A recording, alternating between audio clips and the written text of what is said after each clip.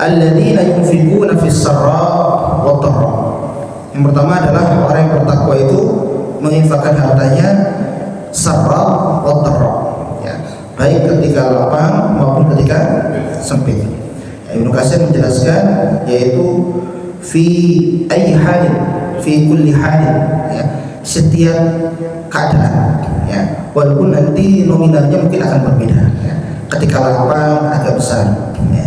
Ketika sedang sulit tetap infak tapi menyesuaikan, ya. Dan infak ini, ya, itu banyak kita bisa keluarkan, ya. Tidak seperti zakat yang tertentu dengan batasan-batasan tertentu, waktu tertentu, ya, dan kepada siapapun yang sudah ditentukan. Tapi kalau infak bebas, ya. Wasaluna kamada yunfikun, ya. Qul ma anfaqtum min khair falil walidain, ya. Dikatakan kepada kaum Muhammad, ya, tentang apa itu infak, maka infaklah dari yang baik-baik, ya, belanjakan harta. Jadi infak itu artinya adalah membelanjakan harta. Yang pertama walidain, yaitu orang tua. Nah, ini penting. Atau nanti kerabat, ya, ada kerabat. Walidain wal aqrabin wal yatama wal masakin. Nah, itu urutannya, ya.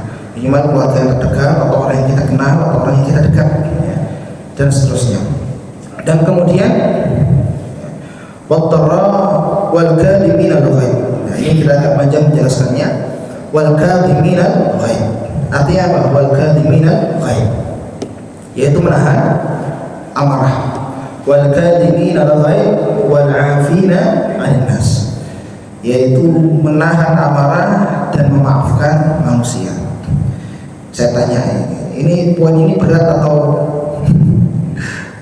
ringan? Berat. Ini al-ghaidh, dan makanya kalau ghaidh itu adalah syadidul ghadab, itu ghaidh. Jadi ghadab itu marah. Nah, ini sering dipakai di bahasa Arab. Ghadab la taghdab, tapi kalau ghaidh itu syadidul ghadab. Jadi ghaidh itu adalah ghadab, marah yang berlebih, itu ghaidh. Dan kita di ayat ini suruh menahan amarah yang berlebih. Tetapi kira-kira marah boleh atau tidak? Boleh, apalagi nanti pembahasan tentang al-hubbu wal bughdu fillah, ya, yaitu mencintai dan membenci karena Allah. Di situ nanti ada kemarahan kita terhadap pelecehan syariat, kerendahan syariat karena iman kita kepada Allah. Nah, itu Rasulullah juga menerapkan itu.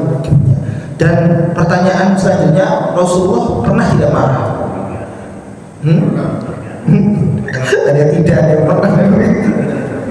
Ya pernah, Rasulullah pernah marah. Tapi kalau dalam artian marah seperti kita ya enggak, gitu ya. Tapi marahnya Rasulullah itu ya paling banter, wajahnya memerah, diam. Ya, atau memberi ketegasan melalui lisannya tanpa dendam. Nah, kalau yang marah, merah, diam itu ketika Aisyah menyebut Khadijah, ya, sudah meninggal waktu itu. Kenapa kau masih mengingat wanita tua itu? Marah, merah. Karena apa? Sama sekali tidak bisa tergantikan posisi Khadijah binti Khuwailid, ya, nggak bisa tergantikan. Ya, ada 3 hal setidaknya. Yang pertama, Khadijah memiliki anak. Nah, Rasul memiliki putra dari Khadijah, yang lainnya tidak. Walaupun nanti ada Maria al-Qibtiyah yang melahirkan Ibrahim. Terus kemudian yang kedua, ada di saat orang-orang menyerang atau menyerang Rasulullah, ya, menjatuhkan Rasulullah, Khadijah malah memeluk, ya, mendukung, ya, mengerahkan semua tenaga dan hartanya untuk Rasulullah. Dan yang ketiga adalah Khadijah satu-satunya orang yang diberikan salam oleh malaikat Jibril alaihissalam. Ya, maka sangat mewah, istimewa. Bahkan nanti ya, Khadijah ini mendapatkan gelar Imra'atul Alamin, ya, atau Nisa'il Alamin. Imra'atul Alamin itu artinya adalah wanita percontohan di dunia, di alam semesta ini. Ada 4, ya. Yang pertama adalah Asiyah, binti Muzahir, istri Fir'aun. Ya, itu jelas, ya, tercantum dalam Al-Quran. Yang kedua itu adalah Maryam binti Imran, Maryam, ya, ibunda daripada Nabi Isa alaihissalam. Terus kemudian yang ketiga Khadijah. Nah, ini wanita percontohan dunia. Kemudian yang terakhir ada Fatimah, ya, Fatimah binti Muhammad SAW. Ini 4 ini adalah kisahnya yang luar biasa, ya, luar biasa. Dan sekali lagi kalau kita menilai keluarga kita ideal atau tidak, karena kebanyakan manusia pinginnya ideal. Ya tidak perlu, karena kita melihat Al-Quran, contoh-contoh keluarga dalam Al-Quran ternyata banyak yang tidak ideal dalam kacamata manusia. Nah, siapa yang ideal dalam kacamata manusia ya? Bagaimana tadi Asia, Maryam, Asia mendapat suami yang seperti itulah ya. Tapi luar biasa, terus Maryam dan lain sebagainya, Zakaria apalagi nanti banyak ya potret keluarga dalam Al-Quran yang tidak ideal, tetapi dari mereka menghasilkan generasi atau anak yang hebat. Nah kita lanjut ya, itu tadi marahnya Rasulullah. Kemudian ada kisah lagi ketika Rasulullah marah memberi ketegasan tapi tanpa dendam ya, memberi tegasan dengan tegas bukan keras ya, bukan kasar begitu, yaitu ketika ada seorang orang yang beriman, mukminah ya, kemudian dia ketahuan mencuri, namanya Fatimah, tapi bukan Fatimah anaknya Rasulullah, tapi Fatimah dari Fatimah binti Aswad kalau nggak salah. Pokoknya dia dari suku Makhzum, dari suku Makhzum. Sedangkan kalau kita lihat sejarah, Rasulullah ini kan dari Bani Hashim. Rasulullah itu dari Bani Hashim. Nah, sedangkan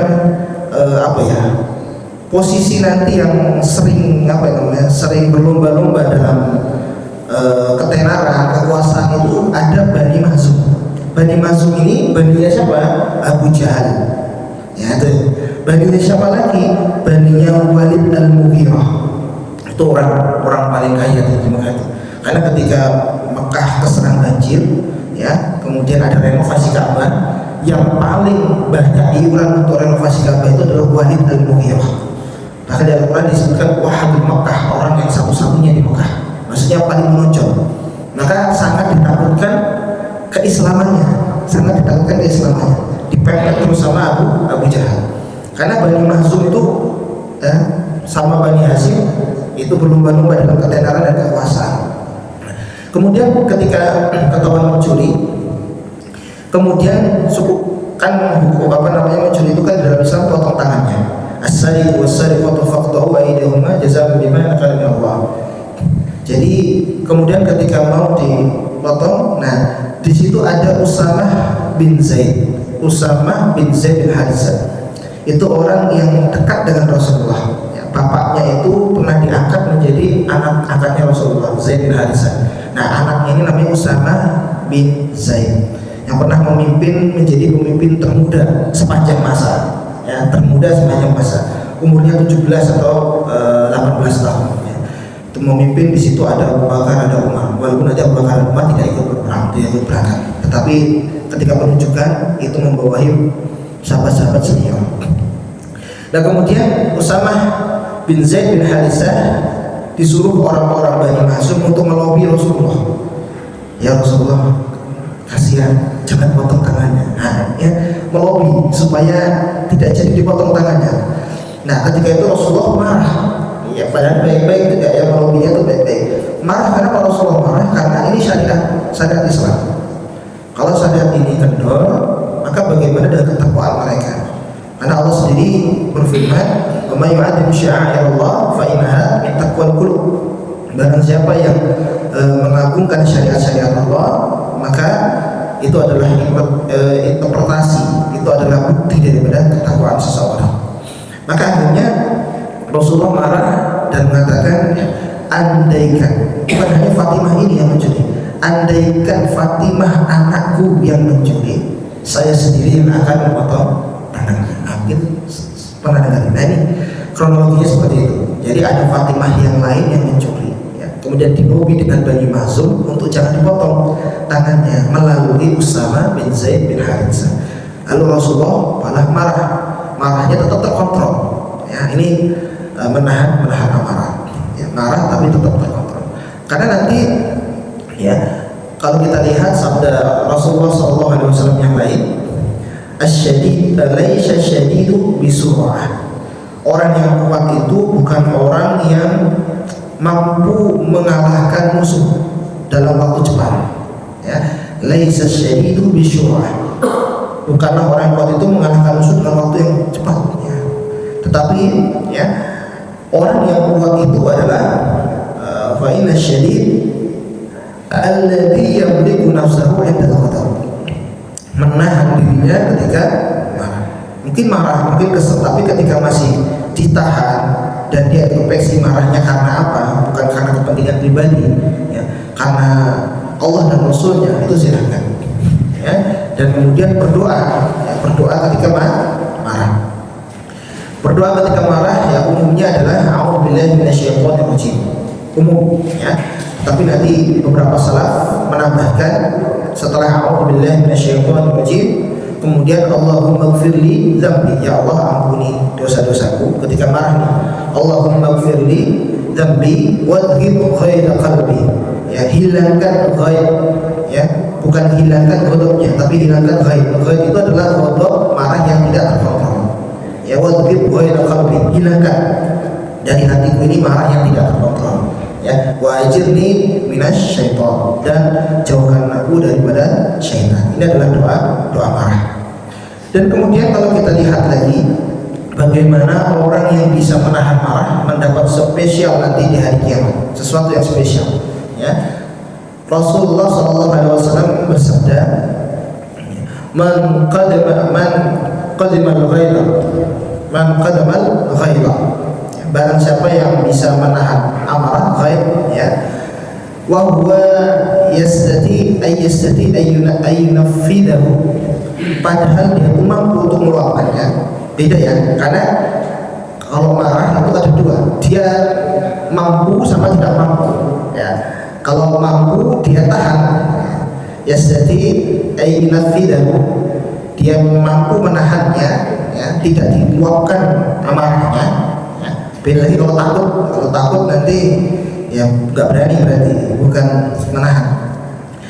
Da'allahu, Allah akan memanggil yaumul qiyamah, pada hari kiamat orang ini, ya, ala ru'usil khalaiq, di depan para pemimpin makhluk. Ya, pemimpin makhluk ini dari golongan jin dan dari golongan manusia.